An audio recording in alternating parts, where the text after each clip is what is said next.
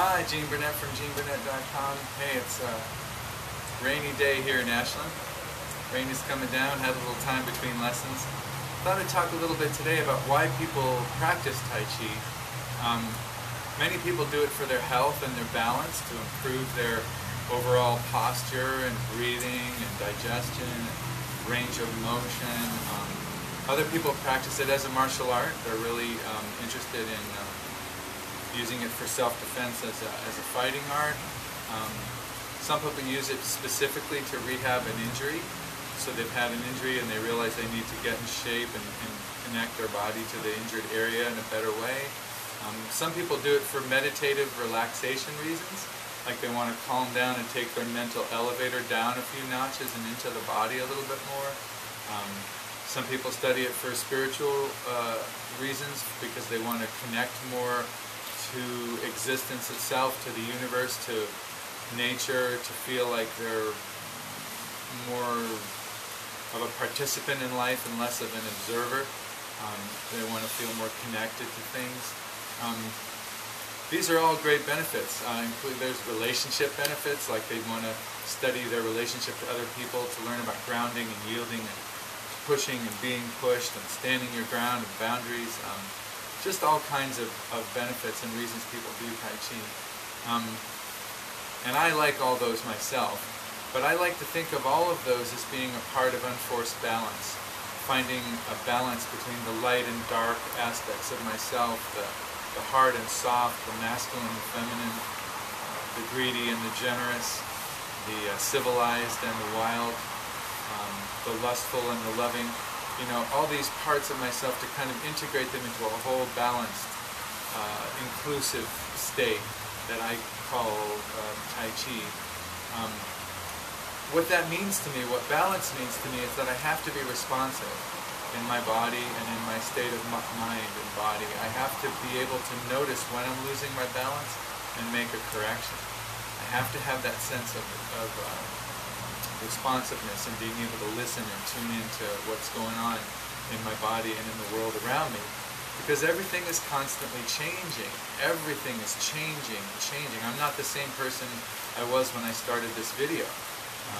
Every cell in my body is a little bit older. I formed new memories. Everything is changing, and so balance itself has to change. It's not a static state. It's a responsive, fluid state that's constantly changing and adapting to the constantly changing world. So you're never in a perfect balance. It's always an ongoing find it, lose it kind of thing. People who are tightrope walkers, for instance, the difference between a master and a novice is the size and frequency of the corrections.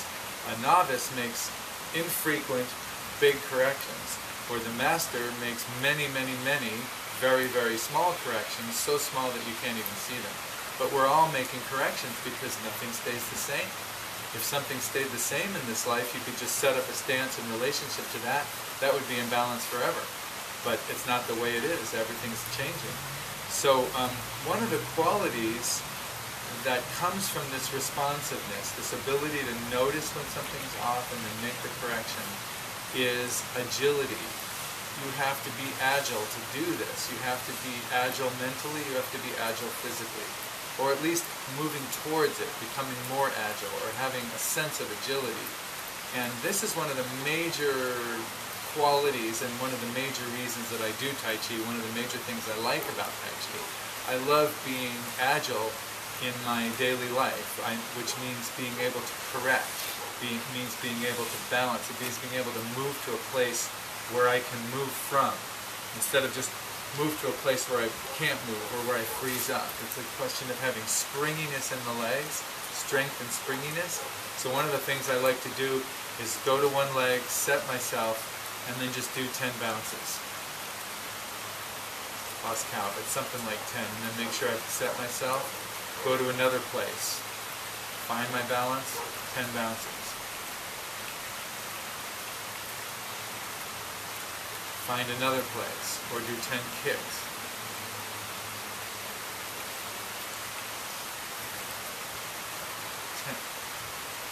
Go to another place.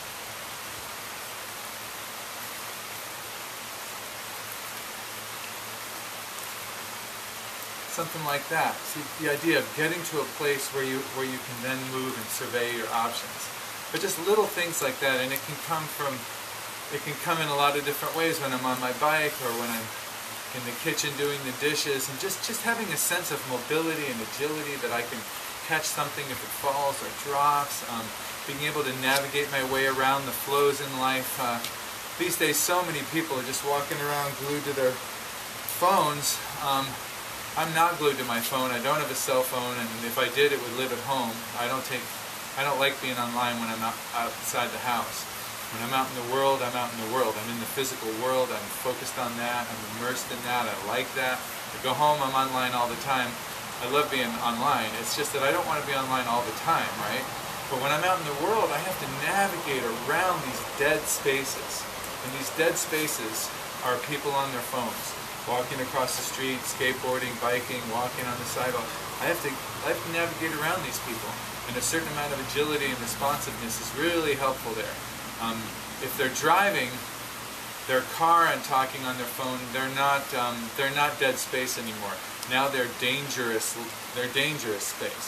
There's still a dead space in the car because their attention is elsewhere, but I have to watch out. I have to watch out for doors opening. I have to watch out for lane drift. I have to watch out for all these things. As people who are not agile are more preoccupied with their gadgets, I have to take care of them somewhat and navigate around them. Just the physical everyday world of objects is constantly changing and moving, and having some agility, being able to move my body around things that are happening, being able to respond with more than just panic to change is something I really, really value. I really like the feeling of agility, the feeling that I can get to somewhere else quickly and smoothly, and set myself up there in a way that I'm responsive and ready for the next change, for the next thing that comes along. So one of the major reasons to do Tai Chi is to become more agile so that you can navigate your way around this world and dodge the things that are negative and maybe intervene in a positive way sometimes because you're agile. You can do it. You can make it to that kid who's crossing the street too soon. Or you can make it to catch that plate or vase or something that's slipping off the table or whatever. It's a good thing to be agile. It means that you're a useful person. You can do things. I see these kids with their pants hanging down to here and their phone in their hand, and they're grabbing their pants and trying to run to catch a bus or something, and they're shuffling around and shambling around like zombies, man. And when I was a kid, man, if you couldn't run in a pair of pants, there was no point in having pants. We ran, man. We wanted to run. We wanted to play. We wanted to climb trees. Nowadays, man, forget it. But I don't like that. I like to be agile and mobile so I can respond and deal with the next thing that comes. Because believe me, there's a next thing coming. And it's going to demand that you deal with it. So, agility, good thing. Hey, if you like this kind of stuff, subscribe to my YouTube channel. Visit my website, Burnettt.com. Thanks for watching, and have a nice rainy day.